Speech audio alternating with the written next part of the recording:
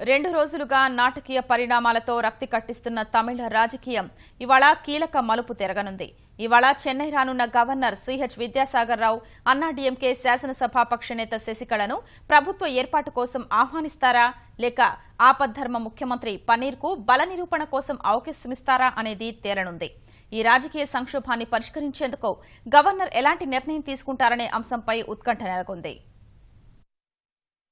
ఉత్కంఠభరిత సినిమాను తలపించేలా రోజుకో రూపుమారుతున్న తమిళ రాజకీయాలు కీలక దశకు చేరాయి. ముఖ్యమంత్రి పదవి కోసం పోటీ పడుతున్న శశికళ, పన్నీర్ సెల్వం భవితవ్యంపై గవర్నర్ విద్యాసాగర్ రావు ఓ నిర్ణయం ప్రకటించే అవకాశముంది. చిన్నమ్మ శశికళను ప్రభుత్వ ఏర్పాటుకు ఆహ్వానిస్తారా లేక ఆపద్ధర్మ ముఖ్యమంత్రికి కూడా బల నిరూపణకు అవకాశమిస్తారా అన్నది ఇవాళ తేలనుంది. ముఖ్యమంత్రి జయలలిత మరణం తరువాత ఆ పదవి చేపట్టిన పన్నీర్ సెల్వంను తప్పించి ఆ స్థానంలోకి వచ్చేందుకు అన్ని ఏర్పాట్లు చేసుకున్న శశికళ ఆయన తిరుగుబాటుతో ముందు జాగ్రత్త చర్యల్ని ముమ్మరం చేశారు. బుధవారం పార్టీ ఎమ్మెల్యేలతో చర్చించిన ఆమె ప్రభుత్వ ఏర్పాటు కోసం గవర్నర్ పిలవడం ఆలస్యమైతే వారిని వెంటబెట్టుకుని రాష్ట్రపతి వద్దకు వెళ్లాలని నిర్ణయించారు. అయితే ఇవాళ చెన్నై రానున్న గవర్నర్ మధ్యాహ్నం ఆమెకు సమయం కేటాయించారు. ఫలితంగా ఎమ్మెల్యేలతో కలిసి రాజ్భవన్ వెళ్లనున్న శశికళ అక్కడ బల ప్రదర్శన చేయనున్నారు. ముందు జాగ్రత్తగా ఎమ్మెల్యేల్ని చెన్నైలోని పలు హోటళ్లకు తరలించారు. అన్నాడీఎంకేకు మొత్తం 134 మంది సభ్యుల బలముండగా శశికళ శిబిరంలో 130 మంది ఉన్నట్లు తెలుస్తోంది. మరోవైపు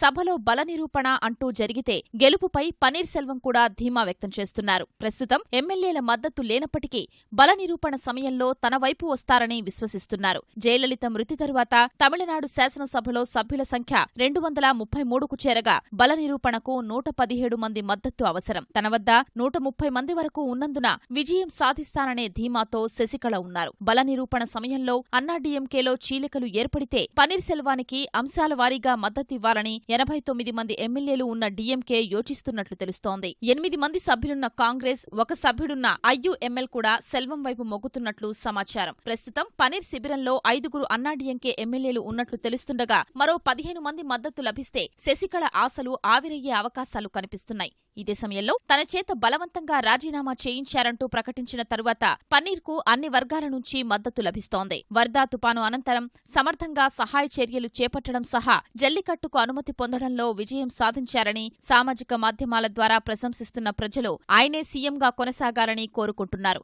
లక్షలాది మంది అన్నాడీఎంకే కార్యకర్తలు కూడా పన్నీర్ సెల్వంకు మద్దతు పలుకుతున్నట్లు సమాచారం. పార్టీకి చెందిన మాజీ మంత్రులు, మాజీ ఎమ్మెల్యేలు ఆయన శిబిరంలో చేరుతున్నారు. సీనియర్ నేతలు వీరపాండియన్, మైత్రేయన్ పన్నీర్ నివాసానికి వెళ్లి మద్దతు ప్రకటించారు. తమిళ సినీ ప్రముఖులు కూడా పన్నీర్కే మద్దతు పలుకుతున్నట్లు తెలుస్తోంది. ప్రముఖ నటుడు కమల్ హాసన్ ఇప్పటికే మద్దతు ప్రకటించగా సంగీత దర్శకుడు గంగై అమరన్ పన్నీర్ సెల్వమే ముఖ్యమంత్రిగా కొనసాగారని అభిప్రాయపడ్డారు.